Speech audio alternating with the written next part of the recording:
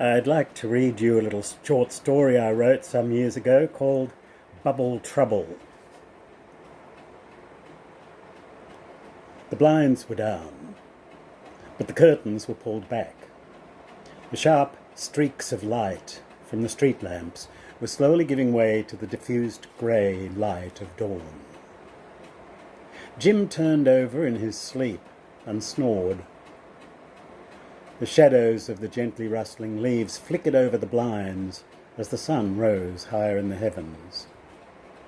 Jim slept on. Suddenly the strident clanging of the bedside alarm startled him from his dreams. He extended a groggy hand out from under the bedclothes and felt round in search of the offending machine which, when found and silenced, was clumsily knocked off the bedside table, and the resultant clatter propelled Jim from the bed in one shocked jerk. Eyes adjusting to the semi-darkness of the room, the skinny frame of the young man's naked body edged around the end of the bed and felt its way to the window, where his long, thin fingers fumbled for the cord which operated the blinds. Jim pulled the cord and opened the blinds and his eyes at the same time. The sun shone gloriously through the window. He ambled into the lounge room and threw the French windows open noisily to let in the fresh morning breeze. A girl walking past whistled at the lanky young fellow standing naked in the full-length window of the second-floor balcony. He quickly covered himself with his hands and ran to the drawer to find a pair of underpants, which were speedily donned, followed by a terry-toweling bathrobe.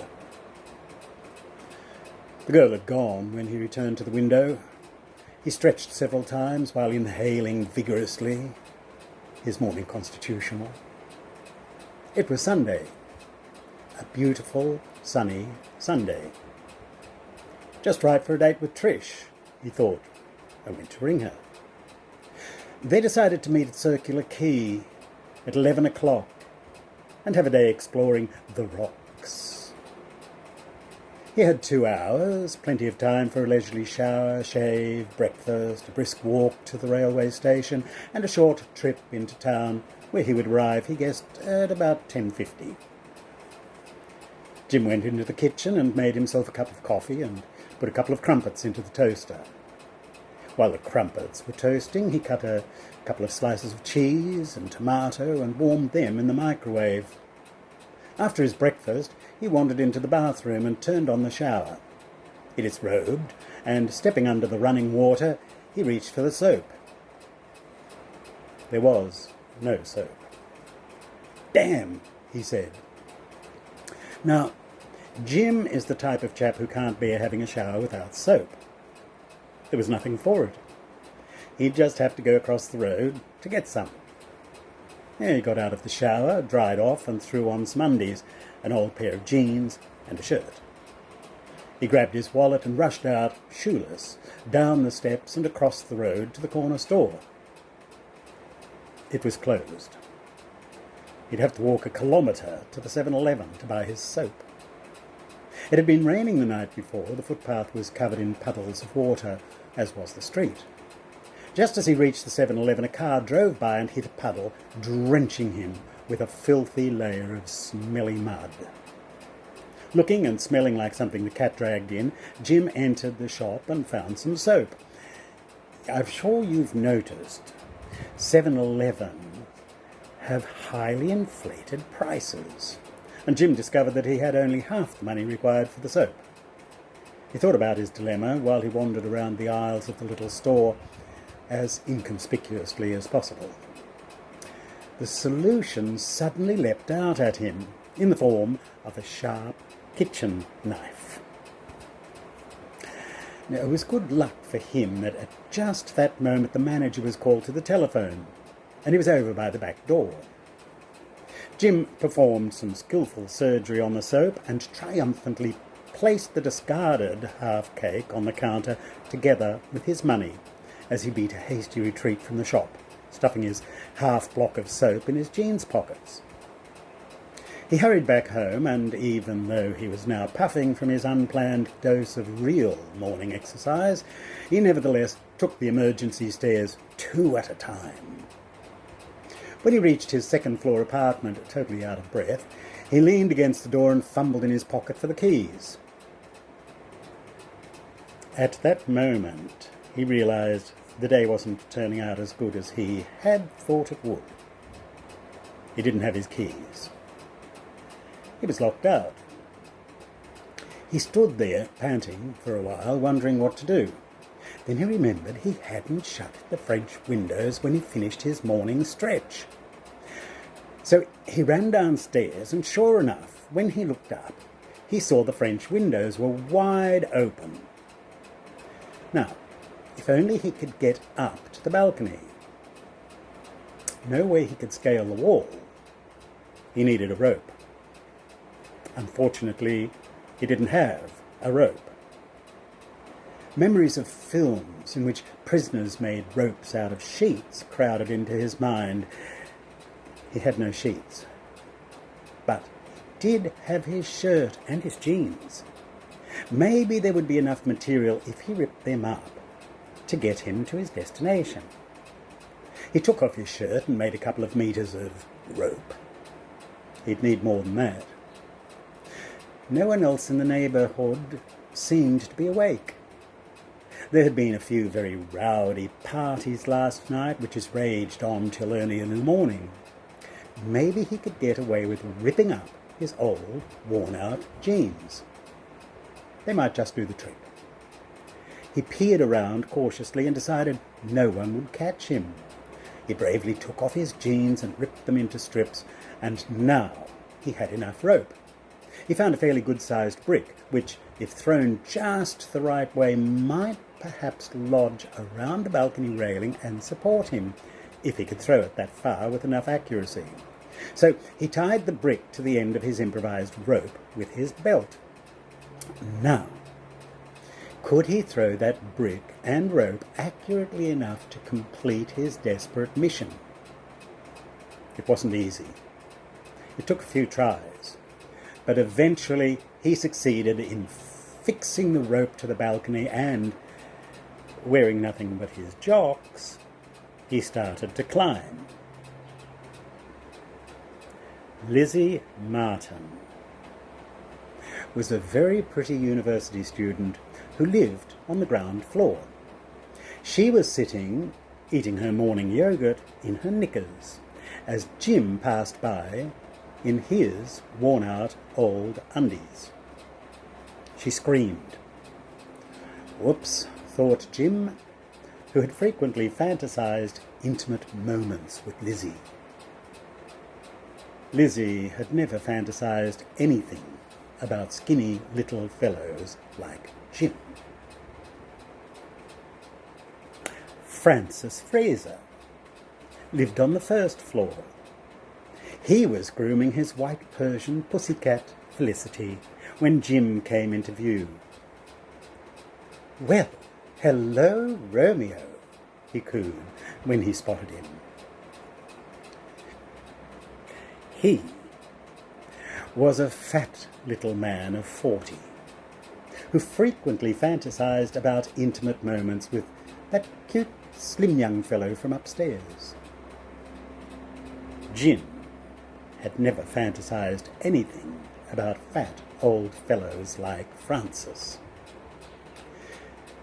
Finally, he made it to his own balcony and hauled himself over the railing. He pulled the rope up behind him and scooped out the soap from his jeans pockets. With only an hour left, he knew he would have to rush that shower. He got in, turned on the water, and lathered up. Jim had this habit of blowing bubbles while he soaked under the shower, even if there wasn't much time. Today was no exception. He rolled the soap around in his hands until he was sure he had enough to blow a really big, really strong, super bubble. He slapped his hands together into a prayer-like pose, separated the palms ever so slightly, and blew through his soapy, wet fingers. The bubble started to form and expand. Bigger and bigger it grew, until it billowed gently before him. He continued to blow, ever so gently. The bubble grew and grew, until it was bigger than him. It got so big and so unwieldy that it slipped right over him. The bubble enveloped Jim. He was amazed and a bit shocked. Maybe he should not have stopped blowing. But he did. The bubble started to diminish in size, with Jim inside. It grew smaller and smaller. Jim tried to pop the bubble, but it had been made too strong and refused to burst. He found himself having to crouch down and adopt a fetal position. The bubble continued to shrink, and so did Jim. The bubble grew smaller and smaller, and so did Jim. Suddenly, a gentle breeze blew through the bathroom and lifted Jim's bubble up into the air. The bubble floated out of the bathroom, down the hall, into the lounge room, and out the balcony window, where a puff of wind lifted it up high into the air. Jim's bubble was carried over the top of the apartment buildings and across a vacant block of land nearby. It floated on over the highway and over the beautiful parklands and the nearby hills. Now it may seem strange, but at this moment, floating over the old demolished brickworks and looking down on the beautiful parks and gardens of Sydney, Jim wondered if perhaps he'd be a little late arriving at Circular Quay. He also wondered what Trish would say when he tried to explain why he was late. He suspected that she might be a wee bit sceptical. This could be the end of a beautiful relationship. Suddenly, the bubble began to lurch and shudder and bump and bounce before veering off at incredible speed towards the coast. Jim thought that it would have been a good thing if he'd had the time to be able to grab his clothes before leaving, or at least his swimmers. Perhaps he was going to be dropped off at Bondi Beach.